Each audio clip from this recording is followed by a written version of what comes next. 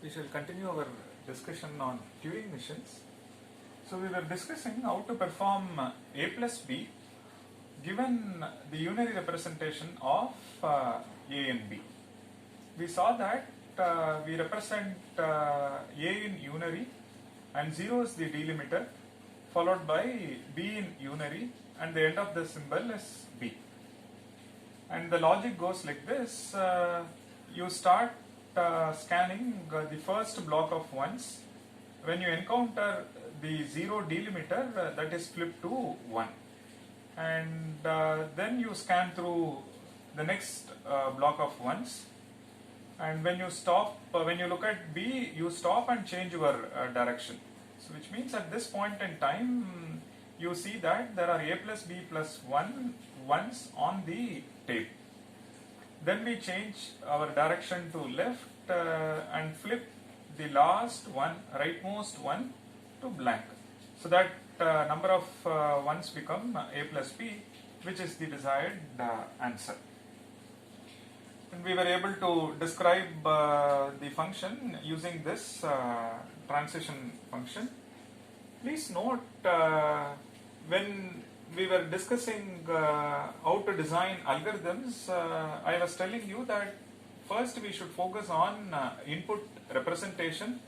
Are we going to represent the input in unary, or what is our underlying mathematical model? According to the underlying mathematical model, you choose the appropriate input representation. So the input representation or encoding and mathematical model, they should go hand in hand. So Turing machine, it can only accept inputs in the form of unary, and although it accepts other bits 0, B, and maybe other symbols like X, Y, Z and so on, but those things are for intermediate computation. But as far as input representation is concerned, it is unary. So Turing machine can only understand inputs if it is represented in unary. We use other bits, some of them for delimiters, some of them to mark the end of the tape and so on. So input representation is always in unary as far as Turing machine is concerned. So keeping that in mind, one should discover a procedure or an algorithm to model A plus B or simulate A plus B and so on. So on the similar line, let's look at the subtraction. So given the unary representation of A and the unary representation of B, how do we design a Turing machine which will compute or model or simulate the computation A minus B? So the idea is this. So there are A ones and B ones. The resultant should contain A minus B ones. I mean, we are in the case where A is larger than B. You can imagine, like, if I take out say B ones from A, I will be left with A minus B. Okay. So one can do the following. There are multiple approaches. The underlying essence is when you follow the sequence of steps, I should get A minus B, and which you can imagine, like, if I take B ones from A, I will be left with A minus B. For example, you can move all the way to the right and then take left. So flip this one to B. Then for this B, you move left, and when you see a 0, after that you see a 1. That one you flip it to B.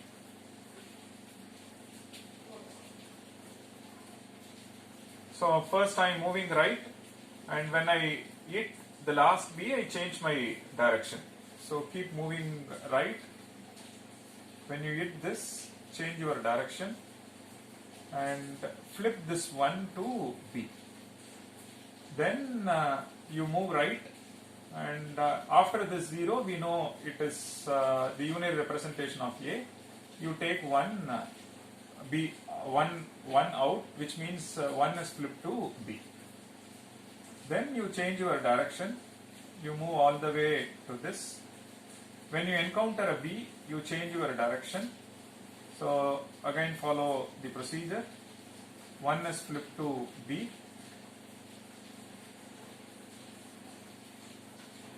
Then start moving left. After this B, when you encounter 1, change it to B. This 0 will help me to identify that once I see a 0, after that this B, this 1, they are all corresponding to A. Then after that, change your direction. Again, when we move right, when we see this 0, we know after that the 1s and B's are corresponding to small b. And when you hit this B, change your direction and flip this to B.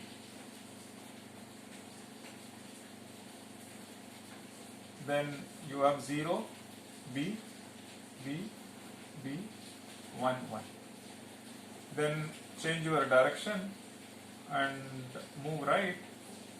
Now when you move right, after this 0, you move right thinking that there is a 1 to the right of 0, but it turns out that it keeps decreasing. At some point in time, just after 0, you see a blank symbol, B, which means you have exhausted all ones on this side. Change your direction and flip the 0 also to B. At this point in time, you stop the machine. So the essence is, now at this point in time, when you look at the tape, you see A minus B once. So the logic is, we wish to perform A minus B, and the underlying logic is take B once from A, so that we are left with the A minus B once on the left. So keep moving right, and couple of things to note, you can only move exactly one cell right or left. So scanning block of ones in one go is not possible.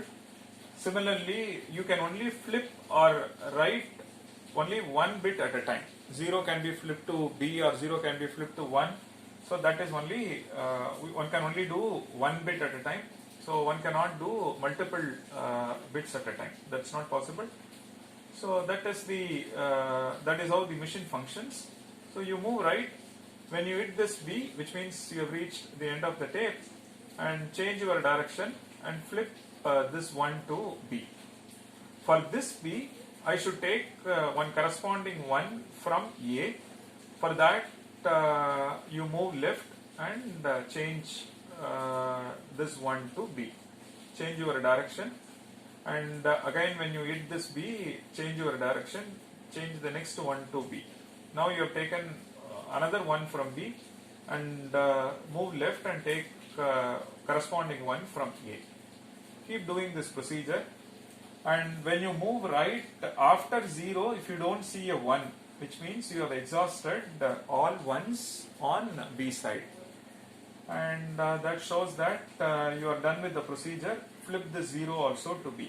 Now when you look at the tape, you will see that it is A minus B once followed by blank symbols, and here is a procedure which precisely computes A minus B. So one can also do the following.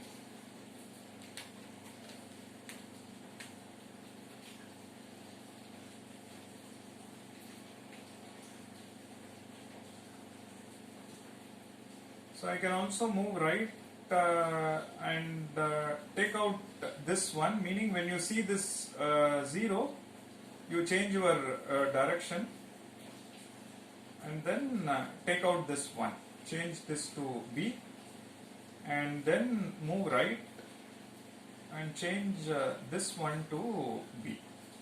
So you are left with 1, 1, 1, 1, blank symbol 0, blank symbol 1, 1, B. then move left, change this to 1, 1, 1, 1, change this to blank, move right and change the corresponding 1 on the other side to B. Then move left and change this to B and remove corresponding 1 on the other side. Now you come back and flip this to blank. So flip this to blank. Then you move right.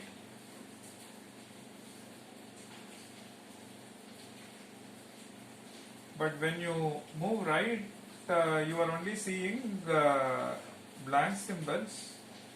You are not encountering, 1, which means this one, right? You have flipped 1, 1 to B. For this one, there is no corresponding 1 on the right, which means you will have to come back and roll back what you have done. So which means you come back and flip that B to 1 and then you stop your machine. So instead of taking 1 here and then 1 over here, one can also do from this side. But it comes with a catch which is there on the last step. So first I take out 1 on A side and go right and take the corresponding 1 from B. For every 1 I remove on A side, I look for a corresponding 1 on B side. Things are fine until the last step. Last step you remove 1, 1, meaning this is flipped to B. You move right. It's a finite tape. After a while you keep seeing B, B, B, B. And after that you realize that you are not seeing 1 at all, which means you will have to come back and roll back the last operation, which means you come back and flip this B to 1, and at this point in time you stop the machine. There are multiple ways of looking at this logic. This is one and this is another way of doing it. So I can also stop when you have blank, 0 and so on. See, the inputs are represented in a way the machine can understand, and then you come up with a description or a logic which will tell you how to proceed to get the desired output. Again, by looking at the tape, one has to interpret correctly what is the actual output. For example, for 5 ones followed by 0, 3 ones, blank symbol, you can stop the machine when you see double 1 and rest all blank. That's what we did over here. One can also stop the machine when you have blank, 0 and rest all blank. So one can stop the machine either over here or over here.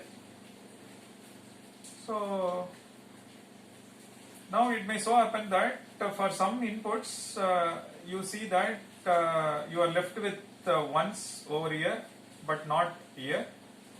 Then that is like A is bigger than B.